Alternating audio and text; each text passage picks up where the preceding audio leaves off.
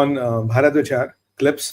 अभी अभी 2 घंटे या 1 घंटे पहले खमेनी ने ठेंगा दिखा दिया ट्रंप को, बोला मैं I don't want your nuclear deal, I don't want your nuclear deal, क्योंकि ट्रंप ने कल कहा था कि एनरिचमेंट 101% बंद है, मैं एनरिचमेंट करने नहीं दूंगा। खमेनी ने कहा हमें एनरिचमेंट करनी है, हमें आपकी न्यूक्लियर डील में इंटरेस्ट नहीं है, जो आपके बस का हो सकता करो। यहां चीजें हो गई अब डेंजरस, क्योंकि अब ट्रंप अब तक गुल्ली डंडा खेले थे, नहीं न्यूक्लियर डील होने वाली नहीं है। और ये मोहम्मद परवेज़ी नहीं कह रहे, ये अब अगराची नहीं कह रहे, ये खुद खमेनी कह रहे हैं कि आपके साथ न्यूक्लियर डील हमें इंटरेस्टेड ही नहीं है। कह रहा है कि अगर हमने ये एनरिचमेंट रोक दी तो ये जो ईरान के fundamental rights two of peaceful use of nuclear technology ये बर्बाद हो जाएंगे। और इसमें एक और पेज डाल दिया, एक और पेज ये डाला जो 1979 का इस्लामिक रेवोल्यूशन था ईरान में, जिसके कारण खमेनी और ये जो रेजीम है, मुल्ला रेजीम में पावर में आती है, उस इस्लामिक रेवोल्यूशन के जो भी अचीवमेंट्स है और जो भी प्रिंसिपल्स है उस पर हम कॉम्प्रोमाइज करेंगे। भैया तो मतलब अब इस्लाम बीच में आ गया तो कोई डील नहीं होगी। अब घंटी बजाओ, और मैं आपको यही कह रहा था, these people are leading Trump down the garden path. अब ट्रम्प के लिए एक और बड़ा सेटबैक हो गया। इजराइल थोड़ा खुश होगा, बिकॉज इजराइल, मैं आपको कल भी कह रहा था, इजराइल को पता है they have to do what they have to do, but इनके एयर डिफेंसेस बहुत मजबूत हो गए हैं। इनके पास कोई ऐसी चीज जरूर आ गई जिसको लेके बहुत they are very assured that air defences are very resilient. I don't know what is that चीज, बट ये बहुत रेजिलिएंट हो गए। यहां ट्रम्प को बहुत बड़ा झटका लगा, एक और डिप्लोमेटिक सेटबैक लगा। आज के संभाषण में टाइम नहीं था, नहीं तो मैं रशिया यूक्रेन भी कवर करता। उस समय रात को रशिया यूक्रेन पर डिटेल में बात कर ले, बट क्योंकि रशिया यूक्रेन करते तो फिर सब निकल जाता है, इसलिए मैंने कहा let me do this now, maybe in evening we go to Russia Ukraine. देखिए ये बड़ा डेंजरस टर्न आ गया है, मतलब अमेरिका का बेवकूफ बना। और आपको अगर कल के नंबर याद हो तो मैं आपको फिर याद दिला दूं, बिजली बनाने के लिए पीसफुल न्यूक्लियर पर्पस के लिए they need 3.5 gram 3.5 kilos of uranium, जिससे बिजली बनती है। इनके पास 408 किलो एनरिच यूरेनियम है। अब कहां 3.5 किलो की आवश्यकता, कहां 408, और उस 408 में से 122 किलो लास्ट 3 महीनों में इन्होंने एनरिच किया है। लास्ट 3 महीनों में इन्होंने एनरिच किया है। एक एटम बम बनाने के लिए आपको 42 किलो एनरिच यूरेनियम चाहिए, when the enrichment is up to 90%। इनका एनरिचमेंट करेंटली 60% तक है। तो मतलब it's a matter of weeks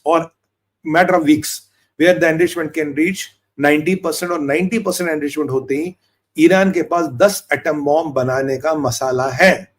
हाँ, they still have challenge with detonators and all, वो है, बट 10 एटम बॉम्ब बनाने का मसाला है। और ये जो इजराइल ने पेशेंट की एयर डिफेंसेस बर्बाद किए थे, इनको उन्होंने इंटैक्ट कर दिया, काफी हद तक ठीक कर दिया है। इजराइल ने पीछे इनकी एक डेटोनेशन, जहां ये डेटोनेटर्स वगैरह टेस्ट कर रहे थे, उस फैसिलिटी को बर्बाद किया। We don't have the official record कि वो अप है, रनिंग है, पूरी है, नहीं है, वहां एक चैलेंज हो सकता है। But even at 60% you can make a tactical nuclear warhead, you can make a dirty bomb, वो अब भी ये बना सकते हैं। तो ट्रम्प साहब को पूरे इस्लामिक उम्मा ने बेवकूफ बनाया, ट्रम्प साहब को पूरे इस्लामिक उम्मा ने पप्पू बनाया। वैसे पप्पू तो हमारे यहाँ भी है, वहां भी होता है। और Trump has got a medicine which she will never forget, क्योंकि सऊदियों ने, सब ने मिलकर इनको एश्योरेंस दी यहाँ कुछ नहीं बन रहा। यूएई ने कहा नहीं साहब, ये बम नहीं बना रहे, पीसफुल है। ये वही वाली बात है, बेंजामिन नेतन्याहू को एक बार किसी ने बोला हमास वाले सुधर गए, ये ना हमास को दुबई बनाना चाहते हैं। और बेंजामिन नेतन्याहू को पता नहीं क्या हुआ, is a very shrewd man, वो उन चक्करों में अगर शायद सुधर गए हो। तो वैसे ट्रम्प को पता नहीं ये तो बहुत सुधर गए, अब इस चक्कर में नहीं पड़ रहे, तो बस ये तो पीस चाहते हैं, डेवलपमेंट चाहते हैं, तो टेक्नोलॉजी चाहते हैं, घंटा नहीं चाहते कुछ। इन्हें एक ही चीज है, यहूदियों को और इसराइल को खत्म करना। अब देखिए इजराइल ईरान अब कभी भी हो जाएगा, बिकॉज इसराइल के पास अब विकल्प नहीं है। Israel doesn't have option. If they have to act now, or otherwise it will be too late. So Israel Iran conflict कभी भी शुरू होगा।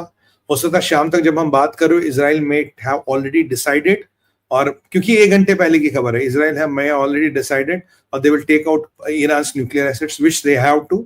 अमेरिका को कूदना पड़ेगा। रशिया यूक्रेन बहुत भयंकर हो रहा है, क्योंकि मैंने कवर नहीं किया, क्योंकि पूरा उसी में फिर निकल जाता है। यहाँ पे यूके की हालत पतली हो रही है, और पुतिन के ओर्शनिक्स रेडी हो रहे हैं।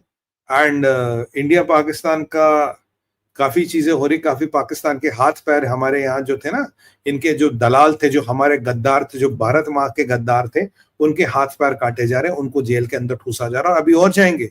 और अभी स्लीपर सेल वालों का भी नंबर है, उनका भी हिसाब किताब होगा। तो भारत तो क्रैकडाउन कर रहा है, but Trump is getting setback after setback after setback. और मैं आपको एक ही छोटी चीज बताऊंगा, जो डिमिट्री मेडवेदेव है, जो वो रशिया का एक्स प्रेसिडेंट है, उसने एक ही चीज बोला बात नहीं होगी, जिसको उड़ना होगा और जिसको भी उड़ाना होगा, जिसको उड़ना होगा, whatever and which whomever has to be blown up will be blown up। तो मतलब अब आर पार की लड़ाई। अभी कभी मैं देख रहा था कि ये रशिया ने यूक्रेन के टनों में हथियार बर्बाद कर दिए, tons of their weapons had been dismantled.